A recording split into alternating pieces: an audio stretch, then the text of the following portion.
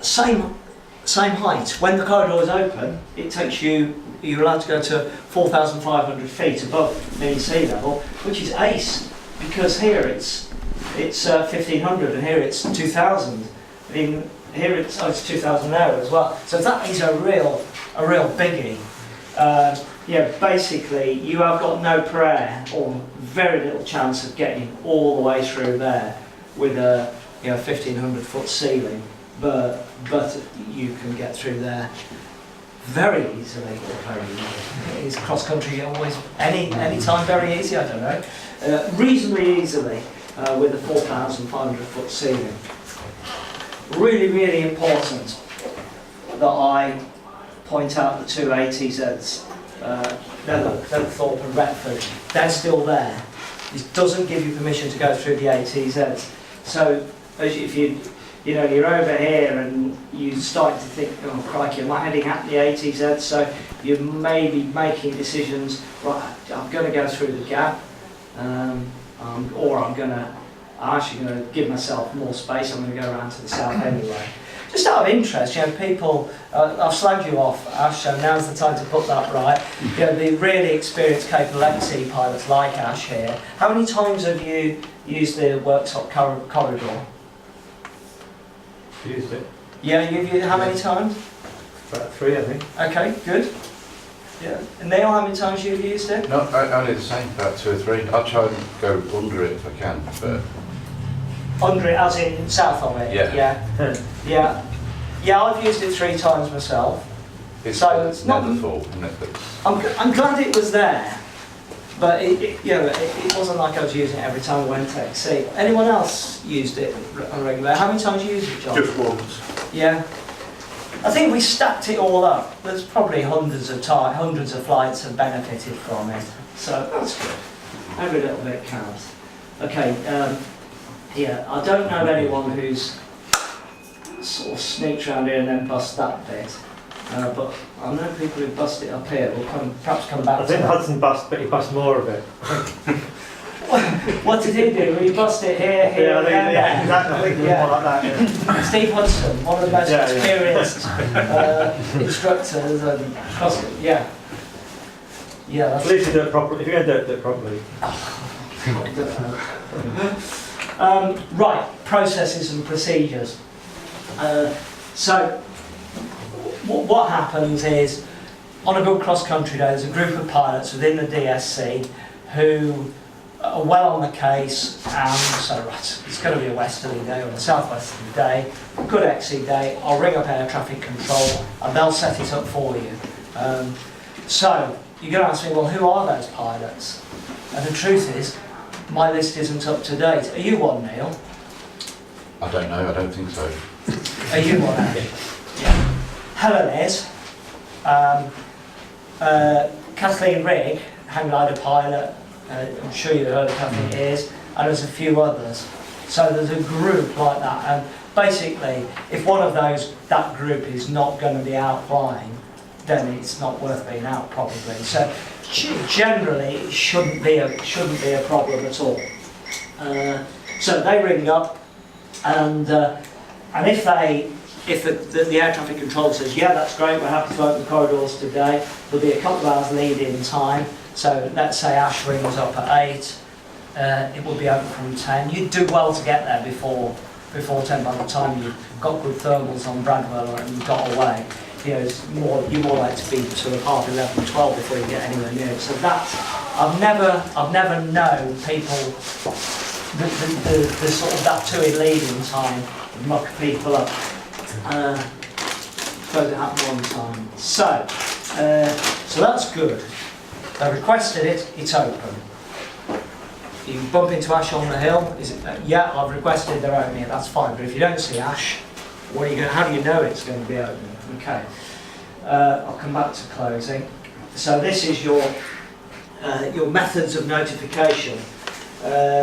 So you've got a transmission, a loop status going on this frequency here. It's on the reminder sheet all the time. So if your radio will receive on that, then you're good to go. Now, Is that AM? yes, it is, isn't it? And that's the rub, because I sort of assume that most radios can do that just because mine does, but actually most radios don't. No, You know, a lot of most the puck scenes, I believe, will just operate on FM. So that is potentially a problem. It's a second radio, or a change of radio, I don't know. So not ideal for the kit that you might have in your flight deck. Telephone, numbers on the sheet, and you get the same message on a telephone loop. DSC has an SMS service, which has been, it sort of fell on its knees last year, but it's back up and working now. So if you enrol for that, if you're a DSC member, you'll get texts when you're at work. It's a real wind-up. Saying the corridor is open and all the rest of it. And then the DSC website, the members area, you don't actually have to be a member, I don't think, because I had a look today and I didn't log on deliberately, and I could still see the corridor status. If you go on that, you can see when it was last opened, and it tells you what's happening today. So those are your four methods. Okay, in flight, you've taken off, you're on your way, it's a good day, you're going well, you're flying like a god, and which is going to be the method you need to use? Radio. It sort of is the radio. It is your sort of responsibility, because if it does close, which I'll come back to, and you're not aware of it and you go ploughing through, potentially sticky consequences, danger to you and their aircraft, or loss of agreement and things like that. So the radio, that is a bit of an issue, that I'm afraid. The others are all fine on the ground. I mean, I'm sure pilots log on their phones and do all sorts of things on their phones that they shouldn't do in the air. But at the end of the day, you need to be confident that that is open and that it's still open when you get there. There you go, responsibility, balls in your court. Okay, let's just go back let's do radios. Yeah, it's AM.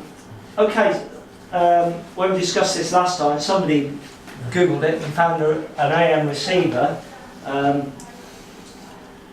for $15.99. You don't need to be able to transmit. So if that's all it is, take that and carry that with you. That was last year's price, but it's not a lot of money. Yes, Ash? Don't you find, Pat, it's quite difficult to listen to that transmission as well? Because it cycles through, you've got to listen to quite a lot of it. And if the corridor's not open, it doesn't even mention the corridor. So it's sort of, I remember listening to it a few times through, and when you're in the air, that'd be quite difficult to do. I haven't tried it in the air, but I'm just, even on the phone, it's a little bit tricky to listen to. It is. It takes a bit of concentration. You get all sorts of various bits of airfield information as well. Visibility, cloud, wind, and all the rest of it. So you have to listen to it sort of a couple of minutes through, which is quite a lot of concentration. So I agree. And maybe the only thing is to put it on a few times. Listen to it on the phone and get in tune with it, and then you get used to what's coming, and then when you're actually flying, start listening as you're crossing Sheffield or something like that. And to find a point in the flight where it's low workload, you're drifting along, just think, right, I'll put that on and just see if I can tune into it. But you are right, Ash, yeah. Okay, right. Closing corridors. So normally it'll be open all day. Job's good till 9 o'clock or sunset, whichever's the earliest. So you'll be, if you're still at cloud base at 9 o'clock over Doncaster, you're doing really well. But occasionally it has to close early, and the two main circumstances is they've got an air traffic radar problem, something like that, one of their operational problems. There's we cannot guarantee safety here, so therefore we'll close it. Or if there's a change in wind direction, it means they'd want to use a different runway and a different approach, and they might request closing there. So it can close, and to my knowledge, I'm aware of it closing, say, half a dozen times in I don't know how long we've had the corridors. Oh, time flies. 7, 8 years, something like that. Is it? I'm not aware of it closing often, but it will happen. Just switch them. Aware that it will close. Okay, we've done that. We've done that. Okay, now this is your other special rule is you have to do it under VFR, which if you've done your flight, your pilot exam, you'll have them ingrained on your brain. Just in case you can't remember. So it's 1,000-foot vertical from the cloud, 1,500 metres horizontal separation from the cloud. So of course what you need to do is you need to go up to cloud base to check where it is first. And then.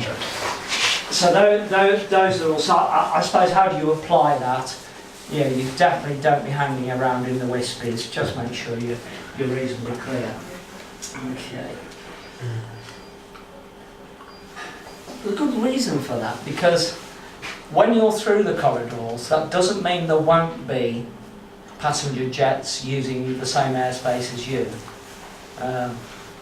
They still will use the same bit. It's just that they've all been briefed that we could be coming through, so they'll be all paying attention rather than sipping gin and tonics or whatever they're doing. Okay, that's sort of showing the approaches. Takeoff.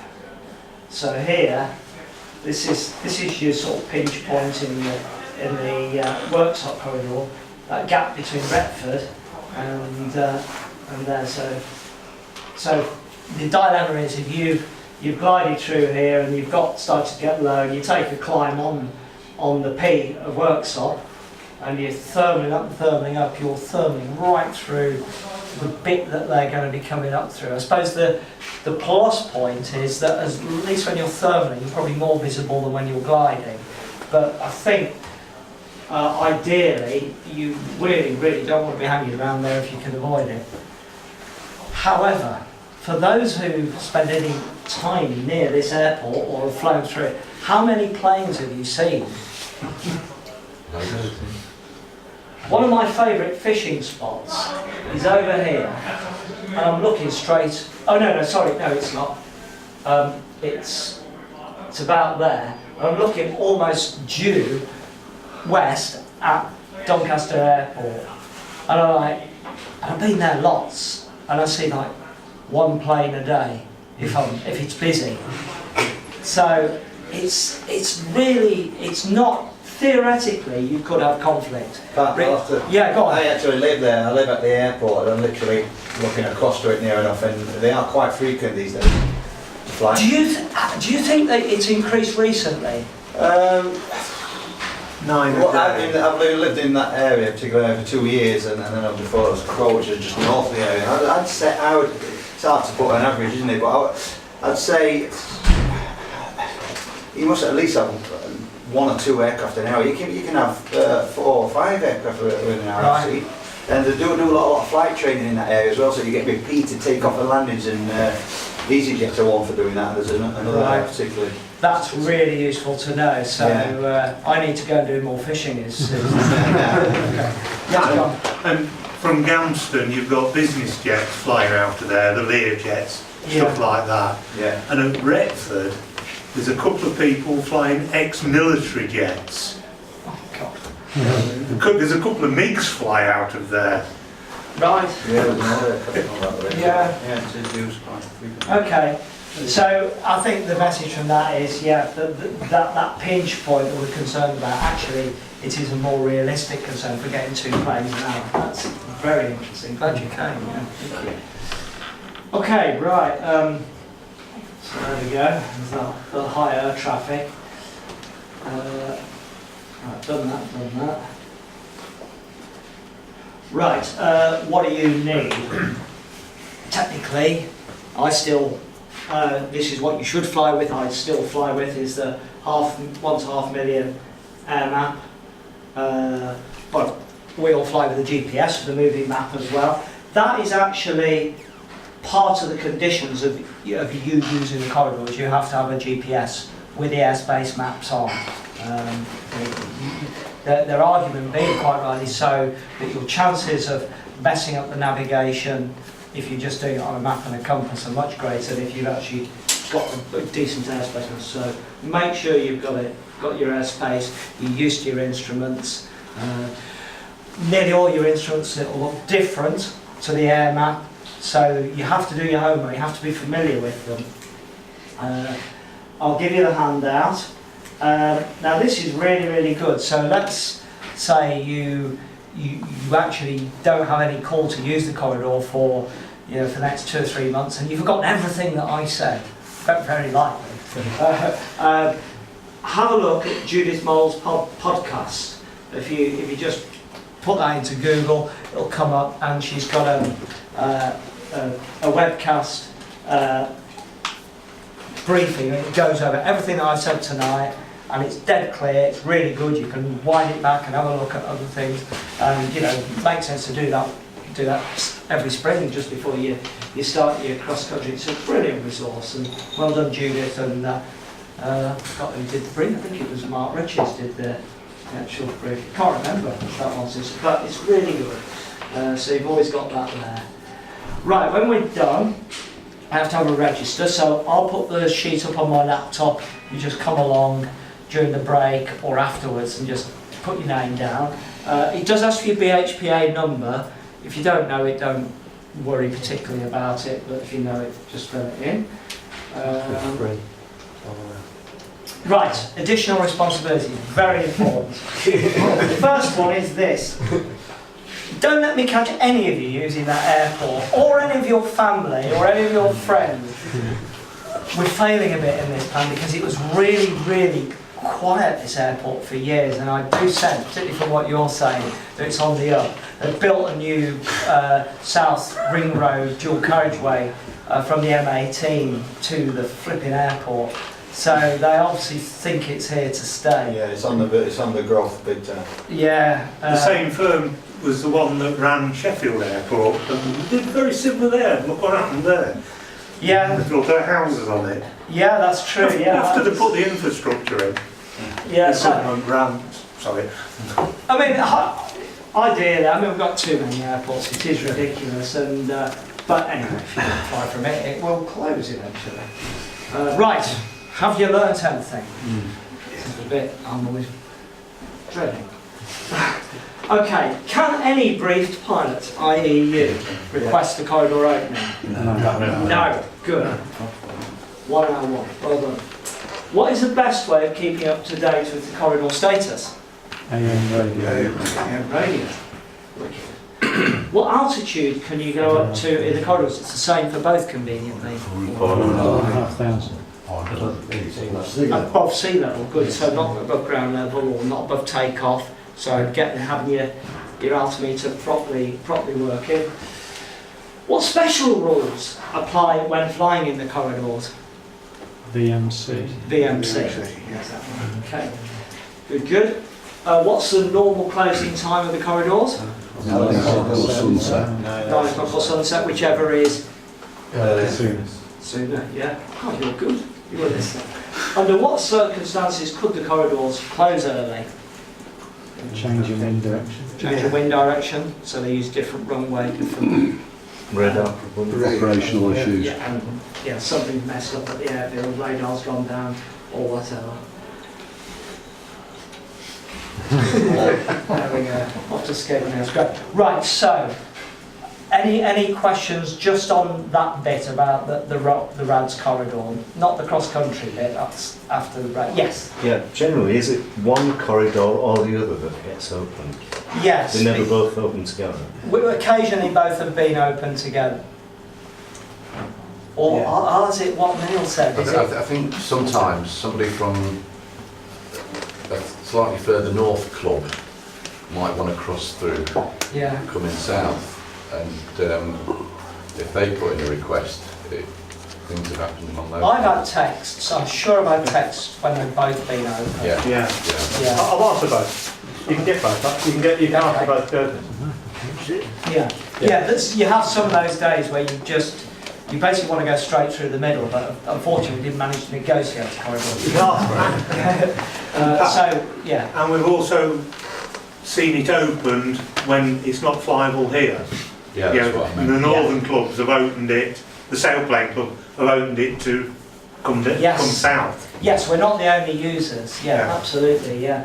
So yeah, that can cause particular panic when you could have gone flying in the corridor zone. I thought it was way too windy. But anyway, there is an explanation. Any other questions? Okay, if anything else crops up into your mind, call me over a break. So I'll put out the reminder sheets. I hope I've got enough. And if you want to sign yourself up on the computer before you go, then that's your job done. Thank you very much. Get a beer, cup of tea, whatever you want.